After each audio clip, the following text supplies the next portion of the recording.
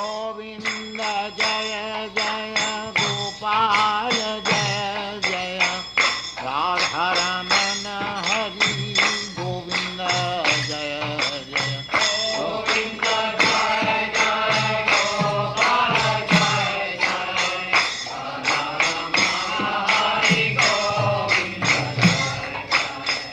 गोविंद जय जय गोपाल जय जय राधा रमन। तो कर्दम मुनि जो है मनु महाराज की बहुत प्रशंसा की है।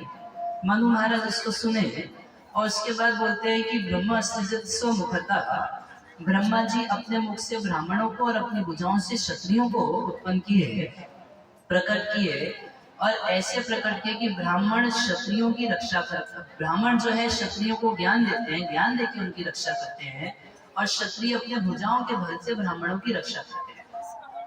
ये जो पूरा सोसाइटी है मारपीट के लिए नहीं बनाया, ये म्यूचुअल कोऑपरेशन के द्वारा सोसाइटी चले उसके लिए बनाया है। भाई ब्राह्मण है तो खेती करके तो अनाज उगा के तो नहीं खाता ना, है ना? अच्छा हम लोग कपड़ा पहनते नहीं पहनते, कपड़े की फैक्ट्री मैं तो नहीं लगाऊंगा भाई, मैं फैक्ट्री भी लगा लूं, कपड़ा भी बना लूं, अनाज भी उगा लूं, खा लूं, नहीं संभव है। और सरहद पे खड़े होकर थोड़ा रात को थोड़ा राइफल लेके भी खड़ा हो जाओ, सारे काम अकेले मैं कर लूं, ऐसे संभव है नहीं। तो मैं लगा हुआ हूँ ब्राह्मण के घर में, और डिफेंस का काम कोई और संभव है। अगर ये पुलिस वाले ना हो, आर्मी ना हो, तो क्या हम लोग शांति से यहाँ बैठ के भजन कर सकते हैं? नहीं कर सकते। अच्छा अगर कुछ व्यापारी लोग कुछ सामान लाना ले जाना ये सारा काम ना करें, बेचने का काम ना करें, ये मंडी ना लगे, तो हम लोग कुछ खा सकते हैं? जब खाने को नहीं मिलेगा तो ऐसे कुछ काम के नहीं रहेंगे।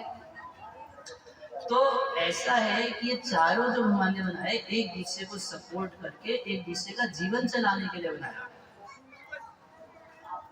भाई जिन लोगों को शास्त्र पढ़ने लिखने का टाइम नहीं मिलता उसके लिए भगवान ने ब्राह्मण बनाया। भाई ब्राह्मण पढ़ेगा, लोगों को सुनाएगा, उनको ज्ञान देगा, इससे उनको ज्ञान होगा, ज्ञान होगा तो अपना जीवन अच्छे से जी पाएंगे, वो अपना बेटर सेल्फ बन जाएंगे।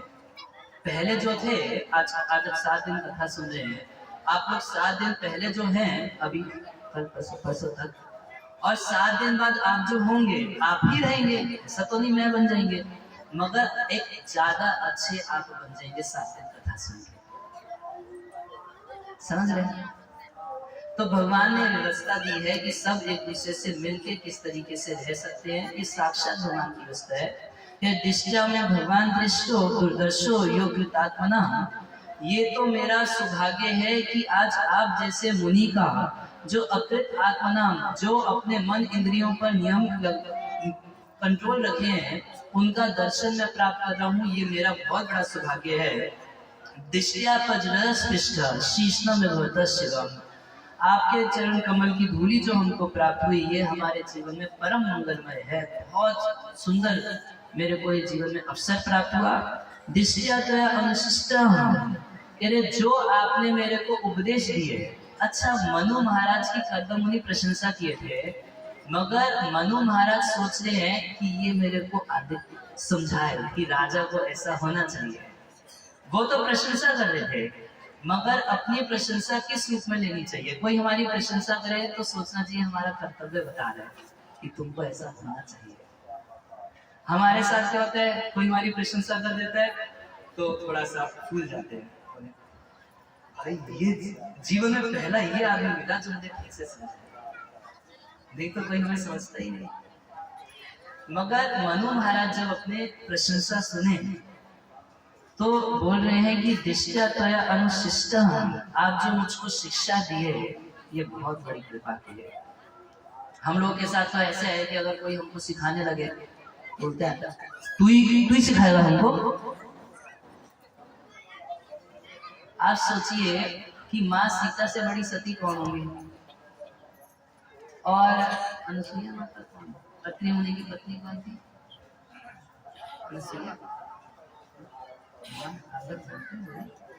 अनुसुईया माता उनको सती कैसी होती है ये समझा। तो सीता माता तो बुरा मान सकती थी, सारा उपदेश में स्त्रियों को ही दोगे, पुरुषों के लिए कुछ नहीं। या हमें सिखाने बैठी हो? वो तो भाई जगत की मालकिन है माँ जानकी, उनको एक ऋषि की पत्नी सिखा रही है और जानकी मैया हाथ जोड़ के सीख रही है। हाँ, सिखाना चाहिए, आप सिखाइए।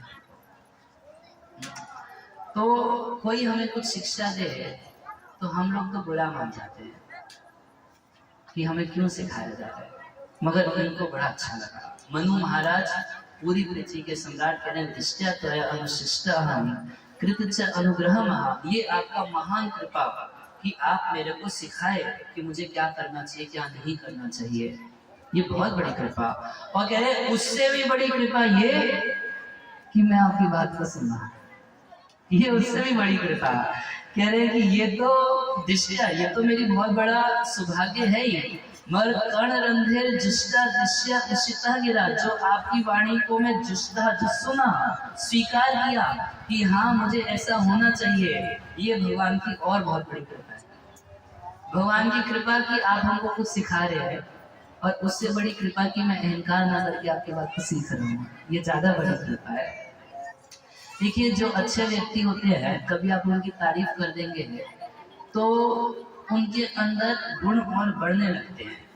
एक बहुत बड़े विद्वान संत हुए श्रील रूप गोस्वामी। तो जब चैतन्य महाप्रभु साक्षात भगवान है, कई विद्वान भक्तों के साथ बैठे हुए थे और रूप गोस्वामी एक ग्रंथ लिखे थे ललित माता, बहुत सुंदर, उसमें राधा कृष्ण की लीलाओं का वर्णन किए हैं। तो चैतन्य महाप्रभु बोले कि रूप, मैं सुना हूं कि तुम कुछ ग्रंथ लिख रहे हो। बोले हाँ, बोले उसमें से कुछ सुनाओ, हम भी आस्वादन करेंगे। तो रूप गोस्वामी उस ग्रंथ का एक श्लोक सुनाए, और ऐसा सुंदर श्लोक, ऐसा सुंदर श्लोक कि सारे भक्त एकदम वाह वाह करने लगे। क्या सुंदर श्लोक, क्या रचना, क्या भगवान की लीला का वर्णन, क्या भगवान की कृपा का वर्णन, एकदम बहुत अच्छा लगा, सबको बहुत अच्छा लगा। और महाप्रभु भी रूप गोस्वामी की तारीफ करने लगे, कितना सुंदर तुम्हारी रचना है, कितना सुंदर। और जितना सब लोग रूप गोस्वामी को बोल रहे हैं कि आप इतनी अच्छी रचना लिखे, उतना रूप गोस्वामी हृदय में महसूस कर रहे हैं, कितना नीच व्यक्ति, मगर महाप्रभु कितना कितना दयालु है कि मेरे जैसे व्यक्ति से भी इतनी सुंदर रचना करवा दी है। जितना लोग उनकी तारीफ कर रहे हैं, उतना उनके अंदर धन्यता बढ़ रही है कि मैं तो नालायक किसी काम का नहीं, मेरे जैसे व्यक्ति से भी भगवान इतना बड़ा काम करा लिया है। ये तो केवल भगवान की कृपा मानी जा सकती है और कुछ नहीं। तो उसी प्रकार से हम मनु महाराज अपनी प्रशंसा को एक कर्तव्य की बुद्धि से ले रहे हैं। तब बोले कि आप जो कुछ बोले अच्छा, मेरे को आदेश दिए, इंस्ट्रक्शन दिए, कर्तव्य का बोध कराए, मगर मेरे को एक चिंता है, जैसे हर पिता को चिंता होती है, इसकी बड़ी चिंता है। हमारी बेटी जवान है, ये अपने लिए पति ढूंढ रही है, और जब से ये आपके बारे में सुनी है, यदा तु भवतः शीलः श्रुत रूप वय गुणान् अश्नोत नारदा एषः त्वयि आसीत् निश्चयः, यानी कि जब से ये आपके बारे में सुनी है, तो कर्दम ने पूछो ये कहाँ सुन ली, कौन से न्यूज़पेपर में हमारा नाम छपता है, हमारे तो कई एडवर्टीजमेंट नहीं होता। नारद जो है वो घर आके सुना है कि कितने कि आपके क्या क्या गुण है, कैसा आपका स्वरूप है, कैसा आपका चरित्र है, कितना सुंदर है, कितने गुणवान हैं, ये सब जब से सुनी है आपके बारे में, तब से निश्चय कर ली कि इन्हीं को पति बनाना है।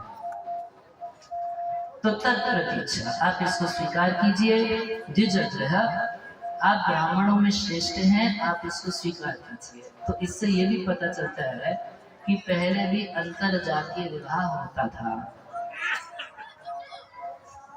श्रीमद् भागवत के अनुसार ब्राह्मण है कर्दमुनि और क्षत्रिय है देवहूति, और दोनों का विवाह हुआ या नहीं हुआ?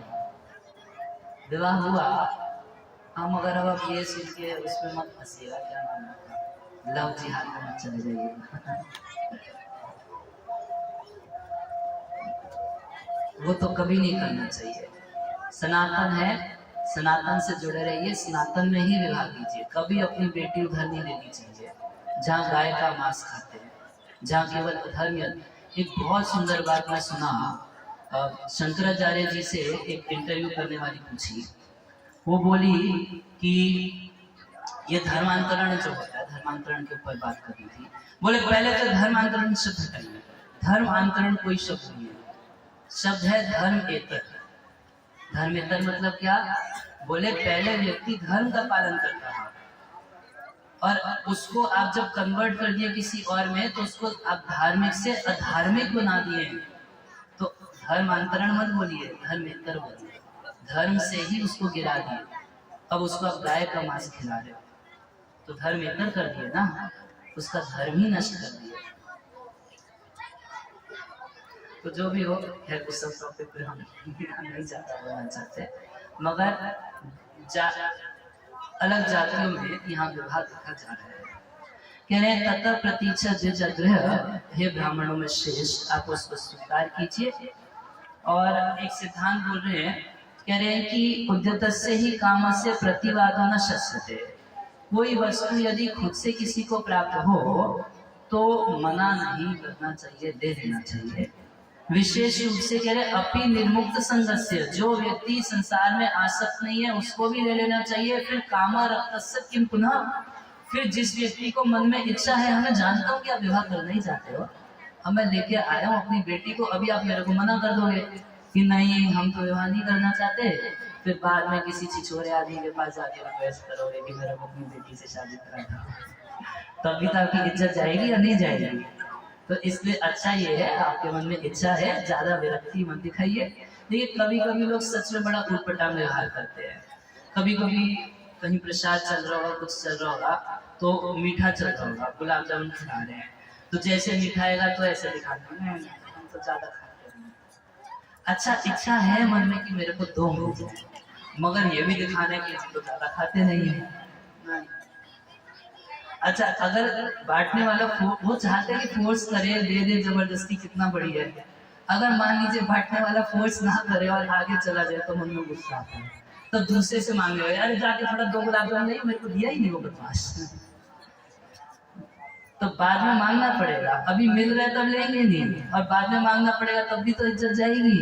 कह रहे इसीलिए मैं जानता हूँ कि आपने नैष्ठिक ब्रह्मचार्य का व्रत नहीं लिया। देखिए दो प्रकार के ब्रह्मचारी होते हैं, एक नैष्ठिक ब्रह्मचारी होते हैं जो बचपन से ब्रह्मचारी रह जाएंगे मरते दम तक, और एक होते हैं जो प्रारंभ के 25 साल ब्रह्मचार्य का पालन करते हैं, फिर गृहस्थ आश्रम में जाते हैं, फिर वानप्रस्थ लेके संन्यास लेके भक्तिधाम चले जाते हैं।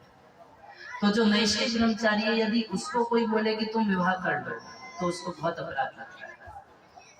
तो मनु महाराज अपराध नहीं करते, तो कह रहे हम जानते हैं कि आप नैष्ठिक व्रत नहीं लिए, आप आगे विवाह करेंगे, इसी के लिए आपको विवाह करने के लिए कह रहा हूँ।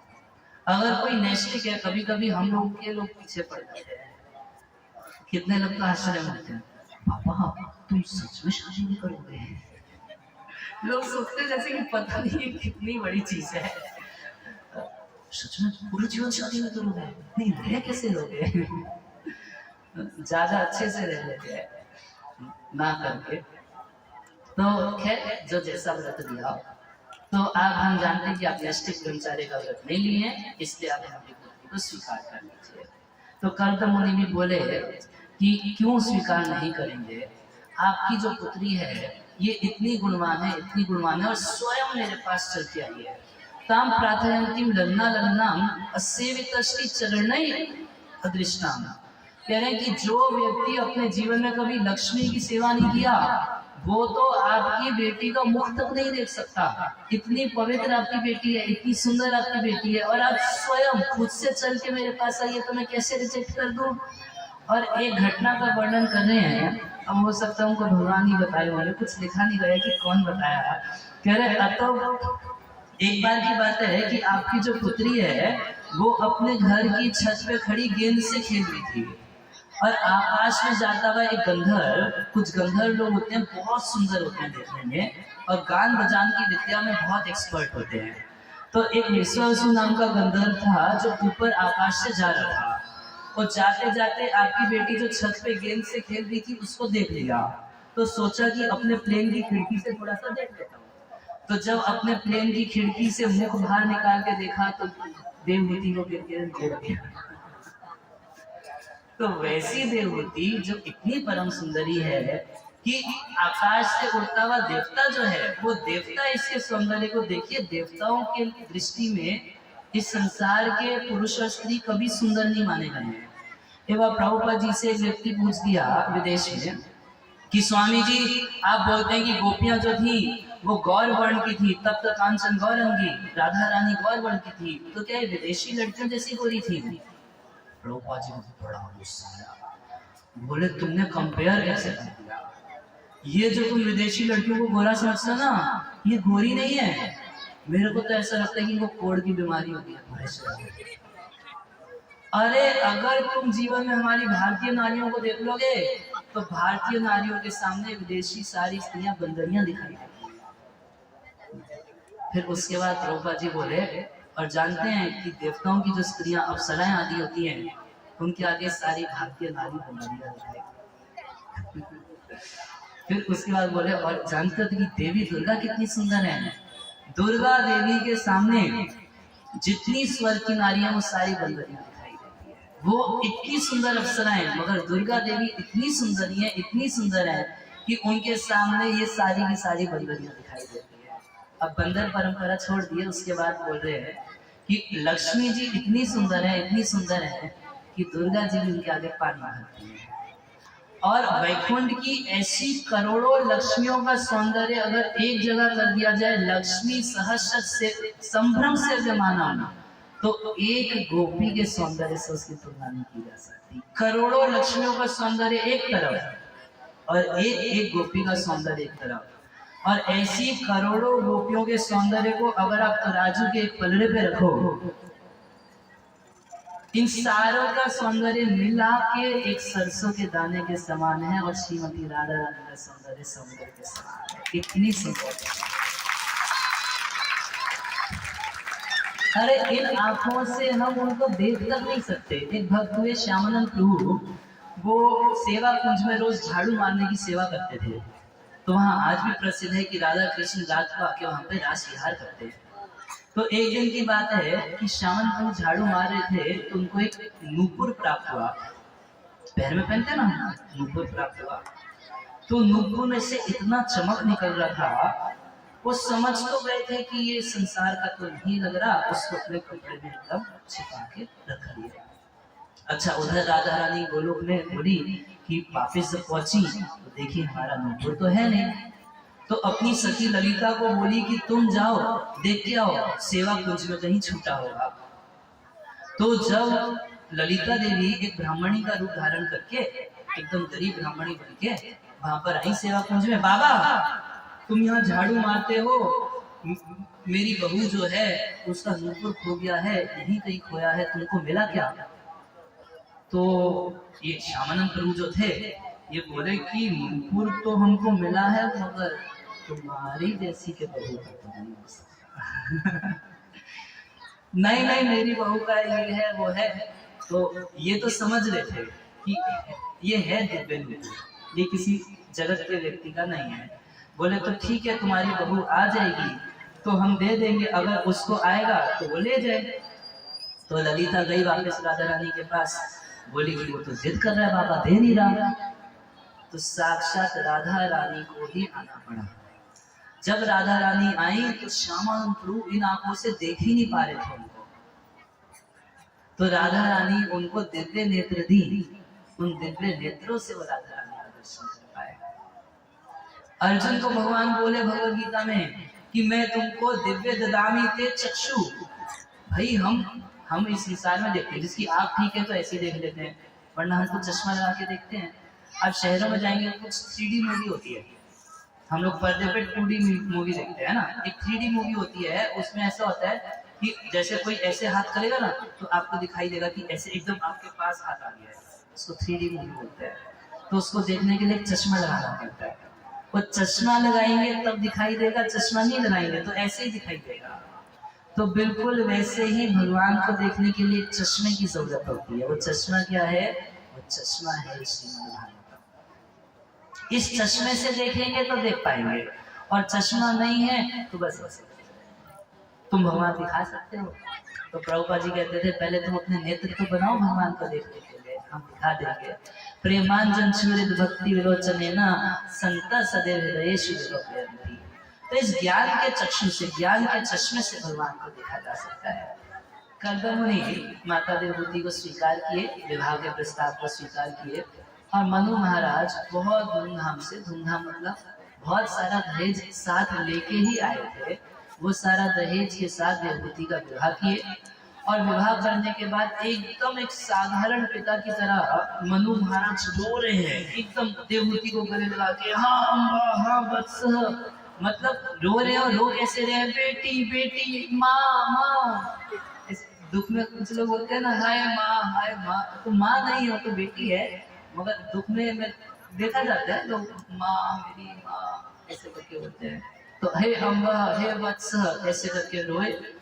और अभी बेटी को तो वहीं छोड़ के विदाई होगी किसकी? मनु महाराज की। मनु महाराज अपनी पत्नी के साथ वापिस अपने घर आ गए। ब्रह्मवर्त अपने प्रदेश में जब आए, प्रजापति मनु महाराज तो गीत संस्कृति वाद्य, वाद्यों के द्वारा, गीतों के द्वारा उनका बहुत स्वागत हुआ, और इस तरीके से बहुत सालों तक अपनी पुरी में निवास किए। ब्रह्मष्टि नाम पुरी सर्व संपत्ति समन्विता, उस पुरी में सब प्रकार की संपत्ति थी। निपन यत्र रोमाणी यज्ञस्य अंगम विनोदवतः। कह रहे हैं कि जब भगवान बरहा के रूप में अवतार लिए थे, सुअर के रूप में भगवान हुए थे, तो एक बार ऐसे ऐसे अपनी गर्दन झड़के थे, तो भगवान के शरीर से जो उनके रोम गिरे थे, तो उसी से कुशाघास हो गई, और उसी वही जगह मनु महाराज का कैपिटल था, वहां पर उनका महल था, वहां रहते थे। तो वहां पर रहते थे, और कैसा उनका घर था। अभी 3-4 श्लोक केवल बचे हैं, थोड़ा ध्यान से सुन लीजिए, फिर कथा विराम देंगे। कह रहे महिष्मती नाम विभुर्याम निर्विश्य समावसत तस्याम प्रविष्टो भवन तात्रय विनाशनम। ऐसा घर था मनु महाराज का, उस घर में घुसते ही तीनों प्रकार के ताप दूर हो जाते थे। हम लोग का घर तो ऐसा है कि बाहर घूम रहे हैं तब तक खुश दिखाई दे रहे, और घर में घुसते ही दुख चल जाता। सारे ताप, हमारा घर पता नहीं कैसा बनाया भगवान ने, नहीं शायद भगवान ने बनाया होता तो अगर केवल भगवत भजन करके कोई व्यक्ति घर बनाए और केवल भगवान की सेवा के हिसाब से घर को तैयार करे, तो उसके घर की दीवारों में से हरि नाम निकले। मगर हम लोगों का घर क्योंकि भोग की दृष्टि से हम बनाते हैं, भगवत सेवा की दृष्टि से नहीं बनाते, तो घर ही ऐसा है जैसे ही आप घर में घुसेंगे तो दुख है ना। और महाराज मनु का घर ऐसा था कि कोई जैसे ही मनु महाराज के राजमहल में प्रवेश करता था तो ताप त्रय विनाशनम, तीनों ताप उसका दूर हो जाता था। कोई मन का कलेश नहीं, कोई शरीर का कलेश नहीं, कोई प्राकृतिक कलेश नहीं, सारे कलेश दूर हो जाते थे केवल उनके घर में जाने मात्र से। हरे कृष्णा कृष्णा कृष्णा हरे हरे, हरे राम राम राम हरे। सभार्य स प्रजा कामा बुभुजे अन्य अविरोधिता। अपनी प्रजा के साथ, अपनी भार्या के साथ इतना भोग ऐश्वर्य में रहे वो अविरोधिता, कोई विरोध नहीं होता था, भोग में कभी उनके कोई डिस्टर्बेंस नहीं थी, और संज्ञान सत्क्री थी, और बहुत सारे लोग उनकी कीर्ति गाया करते थे, मगर उस कीर्ति में उनकी आसक्ति नहीं थी। हृदय श्रवण हरे था, वो भगवान हरि की कथा में आसक्त, लोग उनका गुणगान करते थे मगर उसमें उनको इंटरेस्ट नहीं लगता था, वो हमेशा भगवान का गुणगान सुनने में इंटरेस्टेड रहते थे। जब उद्धव जी ब्रज में पहुंचे गोपियों से मिलने के लिए, तो गोपियों को बोले कि मैं कृष्ण का संदेश लेके आया हूँ तुम्हारे लिए, और उसके बाद गोपियों का गुणगान करने लगे कि तुम गोपियां कितनी अच्छी हो, कृष्ण से कितना प्रेम करती हो, तुम्हारा। और गोपियां जानते हो उद्धव जी को क्या बोली उद्धव फालतू बात क्यों करते हो, जो कृष्ण हमारे संदेश भेजे वो सुनाओ, हमारा गुणगान मत करो, हम अपना गुणगान नहीं सुनना चाहते, हम तो कृष्ण का गुणगान सुनना चाहते हैं, कृष्ण का संदेश सुनना चाहते हैं, वो सुनाइए हमको, हमारी तारीफ ज्यादा मत कीजिए। तो ऐसे ही मनु महाराज थे, और इस तरीके से मनु महाराज 1-2 साल नहीं 71 चतुर्युग जितना लंबा समय, पूरा समय केवल कृष्ण के बारे में सुनना, कृष्ण के बारे में कहना, कुछ कविता लिखते थे, इसी में इतना लंबा समय निकाल दिए। 71 चतुर्युग समझते हैं? एक युग होता है, कलयुग है 4,32,000 साल का, इससे दुगना होता है द्वापर युग। कितना हुआ? 8,64,000 साल का। इससे 3 गुना होता है त्रेता युग, 12,96,000 साल का।